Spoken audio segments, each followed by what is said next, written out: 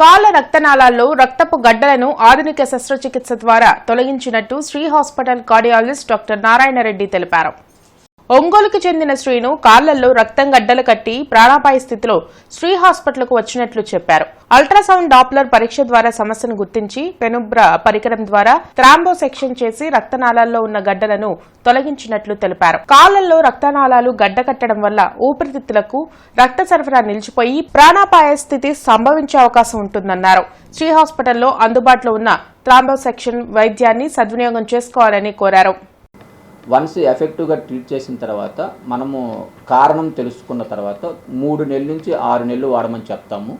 ఈ 3 నెలల నుంచి 3 to 6 మంత్స్ డ్యూరేషన్లో మనం ఎందువలన వస్తుందో కనుక్కుంటాము. ఒకవేళ ఇమ్మొబిలైజేషన్ వలన వచ్చిందనుకోండి 3 to 6 మంత్స్ వాడి డిస్కంటిన్యూ చేసి ఫర్దర్గా మనం చెప్తామన్నమాట. మీరు ఫ్రీక్వెంట్గా మొబిలైజ్ అవుతూ ఉండండి, ఫ్లైట్ జర్నీ చేసేటప్పుడు నడుస్తూ ఉండండి, ఒక 5-10 నిమిషాలు బాత్రూమ్కి వెళ్ళినట్టు వెళ్ళండి రాండి అని చెప్తుంటాము. అదొకటి.